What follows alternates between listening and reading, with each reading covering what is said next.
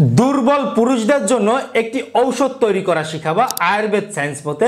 যে ঔষধটি আপনারা নিজে তৈরি করবেন ঘরোয়াভাবে এবং ঔষধটি 1 থেকে 3 মাস নিয়মিত খাবেন।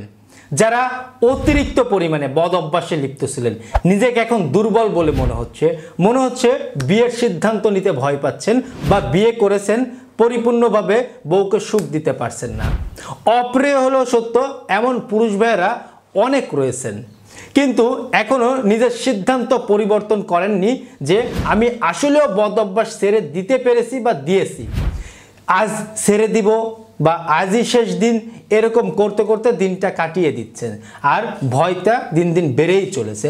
আমি আপনাদের অবশ্যই অতিরিক্ত বদ অভ্যাস থেকে বেরিয়ে এসে স্বাভাবিক জীবনে চলতে বলতে চাই, যাতে আপনি সুস্থ হতে পারেন। কোনো একটি নির্দিষ্ট খাবার, নির্দিষ্ট নিয়ম বা নির্দিষ্ট ঔষধের উপরে ভিত্তি করে কখনোই জীবন চলে না। আপনাকে সব সাইড থেকে লক্ষ্য করতে হবে। যেমনটা রাত্রের ঘুমের একটা ব্যাপার রয়েছে, অবশ্যই পর্যাপ্ত পড়তে হবে, পুষ্টি সমৃদ্ধ খাবারই আপনাকে খেতে হবে। যে খাবারগুলো অস্বাস্থ্যকর এই খাবারগুলো বর্জন করতে হবে। অবশ্যই মানসিক হতাশা, বিষণ্ণতা থেকে বেরিয়ে আসতে হবে। শরীরে কোনো রোগে বাসা বাঁধলে সেদিকেও আপনাকে পদক্ষেপ নিতে হবে। আয়ুর্বেদ সায়েন্স মতে মাত্র 3টি উপাদান আপনার জন্য হতে পারে ঔষধ। নাম্বার 1, আপনারা একটু কষ্ট করে ভেষজ বা বানিয়েটি দোকানে আপনারা অর্শগন্ধার পাউডার পাওয়া যায়, অর্শগন্ধার পাউডার। নাম্বার 2তে শিমুল মূলের পাউডার, অর্শগন্ধার পাউডার, শিমুল মূলের পাউডার। এই পাউডার আপনারা কিনে নিয়ে আসবেন।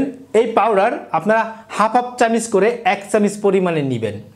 এর ভিতরে পেস্টের মতন বা হালুয়ার মতন তৈরি করতে যতটুকু পরিমাণে অরিজিনাল বা খাঁটি মধু প্রয়োজন হয় ততটুকু পরিমাণে মধু দিবেন।